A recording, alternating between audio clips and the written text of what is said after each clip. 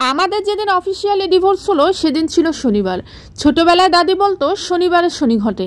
কি জানি ওই দিন তো জানতাম না শনিবারে আমার জীবনে শনি ঘটলো নাকি আমি শনি রাহু মুক্ত হলাম। আমাদের সমস্যাটা শুরু হয়েছিল ঠিক বিয়ের দিন থেকেই। বিয়ের অনুষ্ঠানে আমার এক্স মাদার ইন ল, আমার অতীতের সব থেকে গুরুত্বপূর্ণ চরিত্রে থাকা মানুষটি, বিয়ের খাবারে স্পর্শ না করে সরাসরি যুদ্ধ ঘোষণা করেছিলেন আমার সাথে। ওনার কথা ছিল ওনার একমাত্র ছেলের জন্য 10 জায়গায় মেয়ে দেখবে, তারপর বিয়ে দিবে।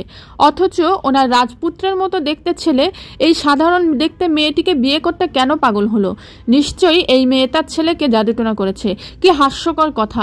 একজন সরকারি চাকরি করা যথেষ্ট শিক্ষিত মহিলা এগুলো বলে বলে দিনের পর দিন আমাকে আঘাত করতে থাকে। অথচ সত্যটা ছিল এরকম, আমি মেডিকেল ছাত্রী বলে আমার বাসা থেকে কখনোই ইঞ্জিনিয়ার ছেলের সাথে বিয়ে দিতে রাজি ছিল না।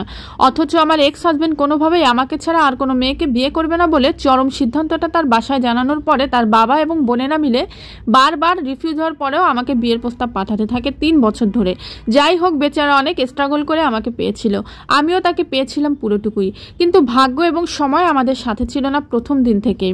বিয়ের রাতে যাকে আমরা বাসরাত বলি, ওই দিন থেকেই আমাদের বিছানায় ওর বোনেরা একটা মাত্র বালিশ দিয়ে ফিসফিস করে আমাকে তাদের ভাইয়ের অনুপস্থিতিতে বলেছিল, এই বাসায় তোমাকে আমরা মেনে নেইনি, শুধু ভাইকে হারাতে হবে বলে এই সব লোক দেখানো আনুষ্ঠানিকতা।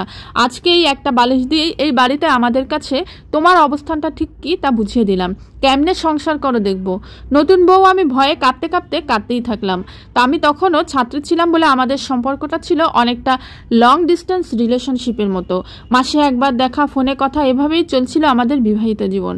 পরিবার যখন আপনার বিরুদ্ধে থাকে এবং আপনাদের সম্পর্কটা যদি দূরত্বের হয়, তাহলে দেখবেন ভুল বোঝাবুঝির সুযোগটা বেশি ঘটে।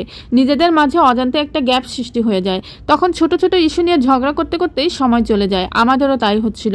ভুল বোঝাবুঝি এতটাই মারাত্মক পর্যায়ে চলে যেত যে ও নিজের রাগকে কখনো কন্ট্রোল করতে পারত না। আমি ছাড়া রাগ ঝাড়ার আর তো কেউ ছিল না। ইচ্ছা মতো মা, বোন, অফিস সবকিছুর রাগ আমার উপর ঝাড়ত। আমি অবাক হয়ে দেখতাম, কাঁদতে ভুলে যেতাম। যে মানুষটা প্রচন্ড ভালোবেসে বিয়ে করলো আমাকে, সে একই মানুষ কিভাবে পশুর মতো মারতেই থাকতো আমাকে। আমার অনেক কষ্ট হতো। বাবা মায়ের আদরের মেয়ে ছিলাম কিনা। বাবা মা কখনো মা ছাড়া কথা বলেনি। আমার বাসায় কেউ জানতোই না যে ও আমার গায়ে হাত তোলে।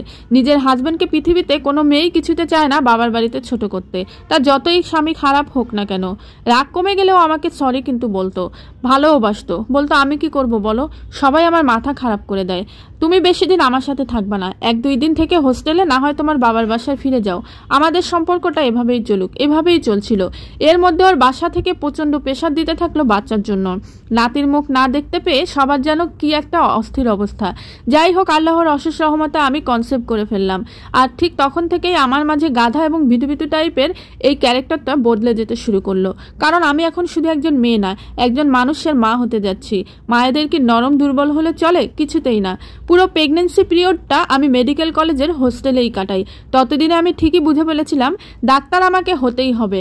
আমার জীবনটা নর্মাল না হওয়ার সম্ভাবনা খুবই বেশি।